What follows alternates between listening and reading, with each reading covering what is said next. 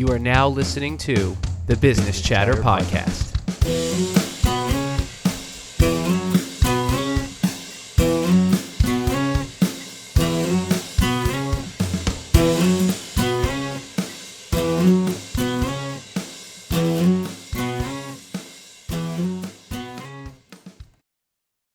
Hey, Chris. Hey, Anthony. How's it going? Yeah, pretty good. We're here. Didn't do the normal intro. We just said our names. That's pretty cool. I like that. Yeah. Well, in case this is the first one you're seeing, welcome to the Business Chatter Podcast. That's Chris. And that's Anthony. Yeah. And we're happy that you're here with us today. And actually, if they're listening to us on Spotify, there's a video reference because we were pointing at each other when we were. Yeah. And we'll edit so you'll see our names more than once. Yeah, Chris is really good at editing. I have no idea how to do it. Really good as a stretch. No, I know how to appreciate do it. I put it on my resume that I know how to do the editing. Yeah. You could edit the next one if you want. Sure. Oh yeah, we'll see how that goes. He's trained me a little bit. In case he ever gets sick, like critical care, I have to do the editing. Yeah. Because we are going to stay consistent, but we'll talk about that another time. Yeah. Okay. Hold on. Before we talk about this, Business Chatter Podcast, we talk about entrepreneurship, startup to enterprise, value creation, and everything in between. And today, we do not have a food podcast. No, we don't. I mean, we could, another time. It's AI. It's AI. It's Perisphere. Perisphere AI. It's Evan Robinson, the CEO and co-founder of Perisphere. So here's what Perisphere is. Hold the applause for the end. A tech company that builds AI for the built world. Also runs M72 Media, performance marketing agency, drives efficient growth in their clients' businesses. Most of this conversation is going to be about Evan and Perisphere. Yes. It's a great conversation. Yeah. We're really excited for you to hear it. You know, Evan comes with a background from the media industry. I feel like I thought you were going to say like Evan comes with a lot of baggage, and I was like, where did you get that impression from? No, he's a good guy. We had a great conversation with him. Seems pretty nice to me. No, well, he has a media background. He's negotiated agency contracts with Fortune 500 companies. He's built internal analytics platforms for business development within the organizations that he's worked in. So he's got a great background. He has a great team, which we'll talk more about. And you've heard us talk about that quite a bit. So really, really excited to share this with our community. Also went to NYU, Chris. Yeah, he did. He's originally from California. And we actually, before we recorded, we had a chance to chat about surfing and why New Jersey is actually a great place to take advantage or to practice your surf skills. Everything's practice, Chris. It's true. Everything is practice. That's right. That's why doctors practice medicine. That's true. Yeah, that's true. You're just a game to them. I don't know if that. You know what? Yeah. Whatever. I don't know. Let's not go down. It didn't land. It didn't land like I thought it would. No. Should we hit it? Yeah. Let's get into it. We'll see you on the other side. Yeah. Maybe. All right. Welcome, Evan. Thank you for joining us today. You are guest number 4 on the pod. So take it as you will. You weren't the first in mind for us, but you made the list. So just be happy you're here. Thrilled. Here to talk about you, here to talk about Perisphere, a little bit about what you're doing at M72 as well. Go over a few things. So we just gave a brief overview of, who you are, what Perisphere is, a little bit about M72, but introduce yourself. Yeah. Hi, guys. I'm Evan. I'm a co-founder of Perisphere and M72. So Perisphere is an AI analytics company for the built world. So what does that actually mean? It means we want to understand what the hell is going on outside and how is it changing over time. So that manifests itself as an app where you go out, you take a picture of the facade of a building based on the image, as well as the metadata around the image. We're able to predict what the price of the property is going to be today, what it's going to be over the next couple of years, as well as some demographic information, other valuable information to understand in making a decision about either investing, developing within a certain property. And as we grow and we continue to collect data, we want to open that up to be able to take a picture of anything and build some cool technology going forward. And then M72, we're a brand performance marketing agency. Really obsessed with efficiency all the way through the time we get a campaign to the time we're A/B testing in the marketplace, really ensuring that every dollar that you spend on marketing comes back as revenue or clients, and it's directly attributable.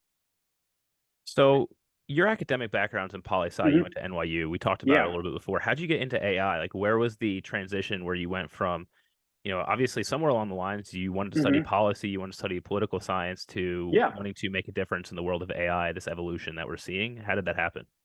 So funny story. So I actually worked in politics for, I would say, probably the first year coming out of college. I worked on a couple of campaigns. It was interesting, but a little too not really in the direction of positive growth and building what I wanted to. So I got a job working at MediaLink, which is this great media consulting company where we work with just the top brands and agencies as well as martech and ad tech tools, and got introduced through working there. Fell in love with the technology and all that stuff, and then over time, started making some money, getting a little bit of bank account, and we had that "How I Met Your Mother" moment where it's like, let's buy a bar, except it was a building. And I approached my co-founder Jackson and said, "Hey, you worked in real estate for like 2 seconds. Let's go buy a building." And we started doing research and trying to understand, how areas were changing and developing before we actually made this purchase. So we did some, but we didn't necessarily find any of the tools and technologies I was hoping for. So we built some models out, uh, and approached a couple of people that were smarter than me in the AI space. One of our other co-founders, Ilya, who we actually were approaching as like an investor to get some money into this, so we can continue building and make a better decision for the investment that we were going to make. And he's like, "Forget about the investment. This technology is cool. Focus on this." And he joined the company, and we've been building since. That's that's great. It's always inspiring to hear how the Yeah, story doesn't necessarily line up with what you initially set out to yeah, do, and the advice from someone who understood the value of the way you were thinking, not so much about what you were trying to accomplish in that one moment, helped yeah, change the trajectory of what you're working on now. yeah, definitely. And I mean, I've tried to start business in the past, and it always is one thing where you have to be willing to pivot. You have to be willing to adjust to the situation and go through those uncomfortable growing pains to find something that actually works, or at least something that you're passionate about, that you think is worthwhile putting out there. And it's taking the risk and trying some things, talking to some people that you probably aren't in the position to talk to, but you got to go through it and hear what they have to say, and take the feedback as it comes. And that's really how we got to the product that we're building today. And our approach on everything moving forward is just being reactive but also forward thinking. Yeah, pivoting is something I think we talk about a lot, especially Yeah. in the startup space. Any Hmm. idea you have is going to change 1,000 times. Even if you're successful and it runs as smoothly as possible, chances are your end product is not going to be what you start with. And people that are afraid to pivot always fail, Right. at least Yeah, 99% of the time. absolutely. Actually, I have a funny story for you around this. So before we actually jumped in the Perisphere under a different name, we were trying to do this idea. It was about REITs. I'm not going to get too much into it because it was not good. But I went and talked to an investor that I met down in Tribeca, and we grabbed coffee. It was early in the morning. We were sitting there, and he was talking about the idea we were talking about, and he was just grilling me hard, right? And halfway through, he stood up and was like, "All right, it was nice meeting you." Walked out. I was unbelievably embarrassed, but I'm actually really happy I went through that, where I was able to take that, all the emotion and embarrassment, and being like, okay, where did I go wrong in this idea? What, who can I talk to find out, is this guy legitimately justified in walking away, which he was, because it was a bad idea, but was he legitimately justified in walking away? And and then I went back to my team and I said, "Hey, look, this is what happened. I talked to X, Y, and Z people that I trust within the real estate space, and they confirmed it's not good." So we kept building forward, and eventually we landed on what we're doing today, which is something that we've been bootstrapping and building. But without going through that growing pain and figuring out how to get the pivot and move and keep moving forward, it's part of the growing pain. You have to do it. You absolutely have to. Definitely. Thank you for sharing that. And that Yeah. really is an important point there is, you know, for entrepreneurs, especially early on in the process, you really have to build the muscle of Hmm. being able to put your emotions to the side and actually look at the facts of the situation. That certainly could have been a turning point where you got discouraged and gave up, right? But Right. exactly to your point, you were able to put that to the side. You were humbled in a way that you knew was going to drive benefit moving forward. and you picked yourself back up and said, hey, we have to look at this a different way if we want to make this work. Not, we can't do it because this one speed bump that we encountered. Yeah. And I have a story kind of similar to that, Evan. Mhm. First of all, being able to be humbled by people that are smarter than you and people that think they're smarter than you is, I feel like, one of the best skills you can have as the founder of a startup. But I was meeting with a venture fund and it was over Zoom. And she was like, you obviously didn't do enough research about our fund, and just hung up on me mid-call. Like, I was mid-talking. I was like, holy shit. I didn't know what to do. I was just sitting at my computer like, oh my God. Yep. I got up and I called my mom and I was like, something happened. I don't know what, but I'm in shock right now. Like, yeah, I mean, look, it is uncomfortable and, like I said, embarrassing in the moment, but it's just one of those situations that everybody's going to go through. And if you're starting a company, you better mentally prepare for it. It's just, you're going to go through it more than one time, over and over again. But eventually, you hit something and people really, really like what you're doing, and you move forward from there. All right. So let's talk about what you're doing then. Let's talk about Perisphere. Let's talk about the market gap, what you guys are doing, how you're addressing it. You can be broad, you can be specific. Let's just go into it. Yeah. So, like I said in the story, we basically did our research where we just didn't find any analytics that we wanted around real estate, and so we built out our own models and really tried to build a product for ourselves to be able to make an investment that we wanted to make. And while building this, I just went to the NYC Build event out in Javits Center, and every conversation and every panel was talking about there's not enough data, there's not enough analytics. People don't understand AI in the space, and they really want to. They're using a ChatGPT, but not in the way that's useful to most people. It's a total mess, and we're trying to really start there and help with that aspect of analytics and data and AI, and bringing that to this industry. But in a more broader sense, what trend we want to be a part of is that information asymmetry, not in the sense that people don't have access to information, but they have access to so much information, it's hard to distill it down. And that's where you're seeing really cool NLP models like ChatGPT, BART, and a lot of other stuff that has come out. And we're approaching it from the visual sense with the computer vision, being able to take a picture of something and distill down the physical world, which is just a sensory overload of information coming at you at any given time. It's really interesting. One, I think that's a big reason why we did want to speak with you, because it's such an interesting concept, and it's certainly something that, from explaining it and speaking with you, can definitely understand where the value is in that practice. And also, you're, to your point exactly, you're ingesting so much data. There's so much everywhere for everything that there needs to be a way to categorize it. There needs to be a way to filter it, to distill it down, but then also make it make sense for the ask that you have. And, fortunately, those that are taking part in the ChatGPT revolution, you're starting to figure out, you were asking simple questions and you weren't getting the answer you want. Now you have prompts to be able to really get down to it. But if that data doesn't exist, or there's no way to actually query that information, you're stuck.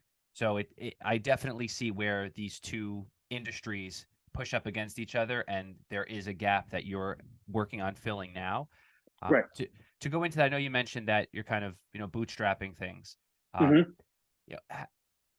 don't have to give specifics, of course, but what did that conversation look like with your founders? And where is the threshold? What's the mark for you to say, hey, we feel like we are ready to now look for outside investment and start to consider what the next phase of growth looks like? If there's a timetable or trends that you're looking for to be able to capitalize. Yeah, leverage that NYU finance network that you have. Yeah. I mean, it's not bad. I know a couple of people that have gone through it. So right now, we're just focused on finding unique and interesting solutions to procure the data and information and the technology, as well as the resources in terms of engineers and data scientists, in a more of a unique fashion without money. You have to be smart about it. You have to look in places you've never looked before, and really pull in the information and have those tough conversations with the team, being like, look, this is, I don't know, we're not spending $100,000 on this, but we can spend the extra time scraping this, and this, right? And it's worked out to a point where we're actually putting out a product after image version 1 over summer, and probably after that we'll start having some more conversations on what future growth looks like without getting too much into detail about it. Sure. But that's probably our benchmark, is let's get something in the market, let's build some cool stuff, let's see how people react to it, and go from there. Absolutely. You don't want to do too much work before you get a chance to get feedback, right? Yeah, So exactly. certainly. And that's, a wise way to approach it. We've heard some of the horror stories of, some of the like the CPG brands that we've spoken Hmm. to where, you order too much product and then, by the time you realize what the market actually wants, you're kind of stuck trying to unload this or figure out what the next phase looks like when you're already moved on from what that product actually is. You buy a whole bunch Right. of warehouse space for product you anticipate moving, and then you have to you have to Yeah. sell the warehouse space Right. back to them for pennies on the dollar. So Yeah, I mean, it's an interesting conversation. I was actually just having a conversation with a friend, which is, bootlegging initially versus taking venture capital initially, and it's a level of like, hey, how much mentorship versus how much control do you want over what you're building? And I think the decision largely comes down to what kind of founding team did you put together, right? When I was yeah, putting my founding team together, look, I'm not gonna lie, I'm not the one that's engineering all this great data. I'm not the one doing the intense marketing. I've got great people that I brought on the founding team to fill these roles. And the intention largely was I wanted to be able to run a company and build something without ever having to go outside and hire people. I wanted that to start with the founding team. So I procured an operation slash marketing person, Jackson, who's doing a great job at all this. I have my head of product, who's Ilya Nashevsky. He's been building these AI models. He's a wizard when it comes to it. I love having those product calls with him every week. And then Will Hamilton, who's the CTO, who's kind of playing quarterback on all the tech, and has really been able to push forward on the build process. And I think it largely comes down to what kind of team. If you're a solo founder or you don't have all the skills, then I would say bootlegging it might not be the right strategy. But it comes down to what can you put together with your network. I agree. And I think Chris and I have had this conversation, and Mhm. coming from the venture space, I've seen it as I see it as the most important thing in a startup success is a strong team. Uh, Mhm. you can't build an organization with a weak team, no matter how strong the product is. But you can have a mediocre product. And again, I'm not saying anything that you guys are doing is mediocre to any extent, but I'm saying in general, you can have a really strong team and a mediocre product and be successful. And from a venture standpoint, like that team is much more investable than a strong product with a weak team. Now, again, like depending on how much money you put in, or if you're a private equity fund, you just buy it out and make your own team around it. And then, yeah, you can probably make it successful. But, with where you guys are at, a strong team is everything. Strong team plus a great product is even more. And again, coming from the venture side of things, the earlier you go in, the more they're going to take from you. The longer you guys Yeah. hold out, the more you'll have. Sure. It's a day by day thing. You guys make steps every day that lets you keep more of the organization that you're building and that you guys came up with and that you started on your own, and that Mhm. people just want to come in and take a piece of. It's always going to be yours, but the longer you do it yourself, the more of it is always going to be yours. Definitely. And that was definitely part of the conversation that we had when we decided, you know what, let's just pull in whatever funds we can pull in from ourselves and just jump in head first. I mean, the most important part of all of it also when you're selecting a team is make sure you're working with people you like in a professional setting, as a friendship setting, somebody you can, you're going to go through a lot of tough times. So I have unbelievable conversations with all my co-founders at all times. This is not working, or this is tough. Uh, we screwed up here, or we did really good here, and you get to share and really express all those emotions with your founding team. And that's an important aspect as well, because if you don't have that core of, hey, I like the people I work with, it's all going to fall apart at a certain point. Absolutely. It's such a vital relationship that you're building upon, and tough conversations are such an important piece. Tough Hmm. conversations, transparency, communication, that's how any relationship thrives. So especially when you have a team that you're working with where, if you're not with each other 24/7, you still need to be able to have that depth of relationship and Right. understanding. Absolutely. Plus, just to go back, like, yes, our entrepreneurial thesis is team number one for sure. Hmm. And when it comes time to pivot, and the product doesn't matter anymore. It's the team that's going to be able to make it happen. So certainly right in line. So we're really glad that we had a chance to chat on that too. When we think about AI, we see it in the news. We hear the talking heads speak about it. It's scary. It's going to take over the world. All these things, but there's so much value that it's already brought that you don't even know about until you realize that it's AI based. What is the current state of AI in real estate, if any, outside of what Perisphere is doing? And then, Mhm. when you are looking at, having your launch in the summer and kind of getting a product out there, what are some of the prospects and challenges that you anticipate coming from, trying to mold this space? Right. So, I mean, real estate, just in terms of technology, let alone from AI in itself, is very much in its infancy. They are still in the phase of how do we transfer these large files around. That was like there's a couple of great companies coming out around that, and there has not really been any adoption in the data led process or the AI process in real estate. It's pretty evergreen. There are companies that do it, but they're not mainstream. They're largely used by some of these bigger firms, that 1%, right? In terms of you know challenges around what we're anticipating in launch is actual adoption and education within the industry because it is so behind. Sure. However, we have talked to a lot of people and understand that there's a massive hunger for this, and as well as attending a lot of these industry events. Like I said, every single panel and every conversation, whether it's about AI data technology or not, it all lands back on this, right?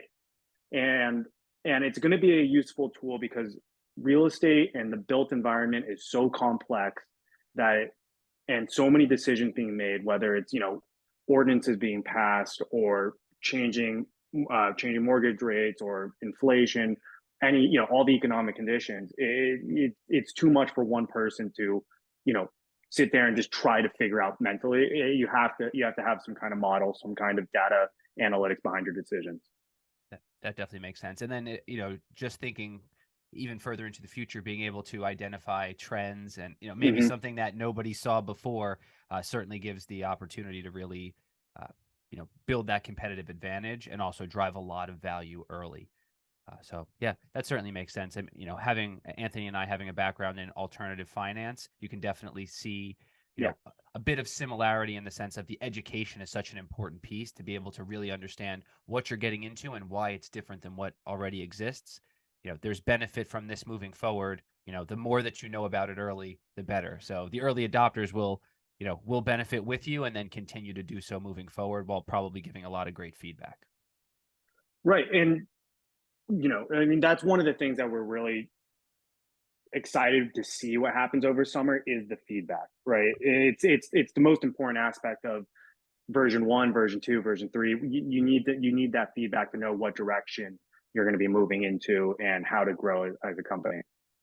Certainly. So generally speaking, with your rollout, who are you going to be rolling it out to? Who's your target there? Sure. So it's going to be basically a free app on the market. However, we're going to be targeting, developers and investors as well as agents within the real estate space. Let them play with it. Let them see, is snapping a picture of a building and being able to walk around and understand it is how useful is that? How important is the analytics going in that? And then we can make adjustments based off that. I was just having a couple conversations with some friends that basically what they do in their organization is they rebuild townhouses, and one of the concerns they have was they look on the Department of Building data and website, and they say, oh, this one just got refurbished in 2000, 2000 whatever, and they go and check out the building, and the Department of Building website's wrong, right? What is that property actually valued at? What could they rebuild it and sell it for? Those are the types of people we want to reach out to and get on version 1 of this product. Yeah, absolutely. So moving on from the rollout and who you're Mm-hmm. targeting, in terms of challenges, do you guys anticipate any challenges with that? Where they might lie and how you guys are planning on addressing them to some extent? Yeah. So like I said, the challenges are largely in education aspect of AI and Yep. analytics within real estate. That's a tough one. So it's going to be a lot of, utilizing our marketing channels and actually being able to have some, educational aspects to, this is how you should think about it, this is how you use it, this is what this means, and being very clear and understanding that, as well as putting out, white papers and some content around everything we're building, and being very transparent on how the data is coming in, what types of data, what types of, what are the types of outputs that what do they mean, and how do you use them within your organization. Yep. That, it's an unfortunate piece of the process, Yeah. right? That there's a lot to to display early to be able to generate the the interest and the feedback necessary to be able to push there. The real estate is one of those industries where I feel like the older or more mature you get in your life, the more Hmm. things point towards real estate as, hey, this is a way to create wealth. This is a way to push your life forward. This is a way to find stability. So to be able to look on the horizon for tools that'll make that more manageable, especially with the boom that's taken place of individuals getting into the space, that's something that excites me in talking to you, to know that these tools, will be available, and there's the opportunity for uh, you know, to get feedback from such a wide audience, that again, there's maybe another pivot that comes from being able to focus in on, hey, it's best for this subset, not so much for this subset, and then continue to adjust from there. Yeah, I mean, what do they say? Real estate's the biggest investment in most people's life, right? Buying a home. It Sure. it don't goes a home and a car. Those are the two big things that people are are looking to buy. So happy to be building and helping people in whatever decision making they need to make. Sure.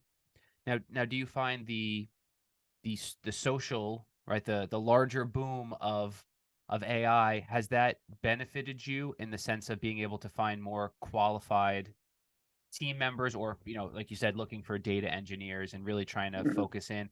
Have you seen that that's actually been beneficial to be able to find more raw talent, or do you anticipate that being something that the further along this goes, the I don't want to say easier, but the easier that it becomes to be able to lock in the people that you need on the team to drive it forward? Sure. So in terms of talent, there's a lot of it. A lot of people are excited about this space. A lot of people want to be engineers in this space. A lot of people want to build cool ideas and products within this space. Uh, I think when you're procuring a good team around all of this, a good product, and getting somebody excited around your mission and what you want to build and what issue you're trying to solve, helps in the hiring process, helps get people to reach out to you and say, "Hey, I like this. Can I contribute in one way or another?" And so I in that realm, it's been pretty easy. I think as we continue to grow and continue to keep building really interesting AI technology, I'm assuming it's going to get even easier, and people are going to want to talk to us and get more. People are going to get more excited about exactly what we're doing here at Perisphere. Definitely, yeah, and we're excited to watch as Hmm. that continues to happen, Yeah. for sure. Um, Pivoting a little bit, Hmm. looking at success, right? What would you say has been the biggest achievement or milestone so far for Perisphere? With where you're at currently, and then beyond that, if you wouldn't mind sharing maybe a personal success, or something that maybe you equate that achievement to helping you prepare or be in the mindset to grow this business in a bootstrapped Sure. fashion where you're bringing something new to the table. Sure. So I'll start with the first question of a company success. It's definitely getting the early versions of the model done. It was very cool to see. Hey, we procured a lot of data. We spent the time building out these AI models, and actually spitting out something that's worth looking at. That was a very cool moment and a very cool day where we definitely celebrated it, and I'm very proud to to have seen my team build that. That was a company success that I think is very cool. In terms of a personal moment that at least got me into the mindset of it all, was actually, leaving my job and putting my back against the wall and saying, "Hey, you know what? I'm going the entrepreneur route. I want to build some cool things. Let me dive in head first, not knowing what's going to happen, but knowing it's going to be good no matter what."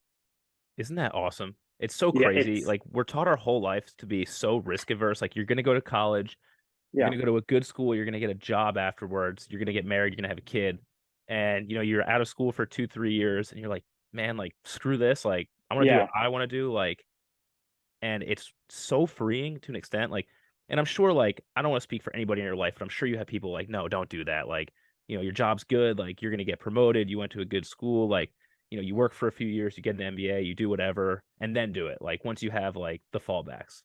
But like screw everybody. I don't know. That's just Yeah. my yeah. mentality. I mean, look, if people are always looking out for your best interest, but they might not know what your best interest is, right? And for me, I was not somebody that could sit there and just be comfortable getting a paycheck. And in my opinion, it's the false reality of job safety. There's no such thing. People get laid off. People leave. So the only Unless you real work for the safety out, government. unless you work for the government, then you can do whatever you want and take Thursdays off if you need. But it's a real safety out there is knowing, hey, no matter what, I can build something. I can do something cool. I can figure out a way to get something off the ground. That's the only safety out there is just having that confidence and that trust in yourself to just go for it. And it is an amazing feeling, just saying, you know what, I'm going to walk off the ledge and just see what happens. Yeah, I'm 100% with you. And I'd rather be fulfilled and broke than unfulfilled and have money that sits there and does nothing for me anyway. So Definitely. I agree. not saying that you're broke but I'd rather do my own thing and pump my money into it to try to make something out of it and be successful long term than wasting away in something I don't want to do. Well, you only have two things, right? Time and money. If you don't have money, you better find your time to figure out how to build something to get money. So that's right. And absolutely. Yeah, and bet on yourself. Like you said, what's best for you. Everyone looking out for you, it's certainly appreciated, right? You're grateful to have those people that care enough to be able to share their opinion on it, but you're betting on yourself. You're trying to make things better for a large group of people. It's not a selfish endeavor where it only works for me and then I get to reap the benefits of it. This is something that could potentially, revolutionize, in an ideal setting. So we're really excited to be able to speak with you about that for sure. And we'll definitely be watching. I don't know if you want to mention anything else, but before we do that, would you mind just letting our audience know where they could find you, where they could find Perisphere, where they could find M72, and just give it all so that way they have a chance to help follow the journey too.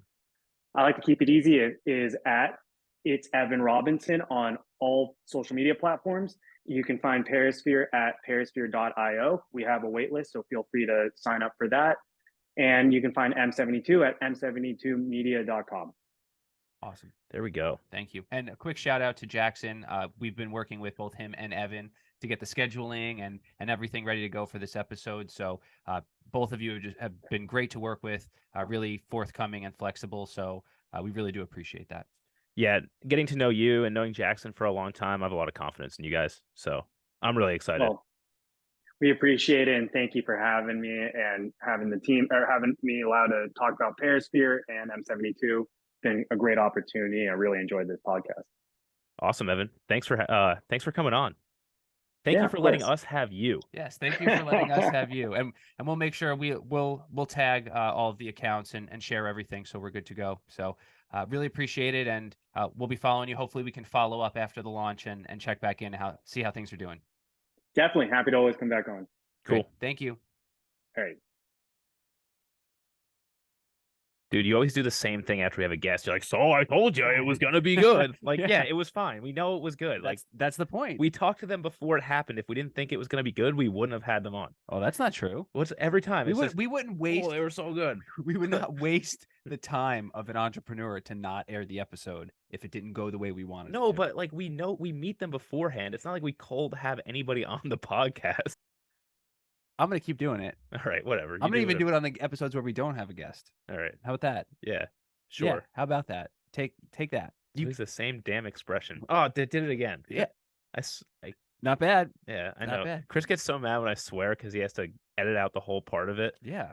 Because he's afraid it's going to mess up the YouTube algorithm, which isn't even our main platform. In order to have the largest reach, we need to be the most approachable, and that's a very easy way to not include it. I have no problem with cursing. I'm pro cursing, I guess, if that's of the side of the fence I had to stand on.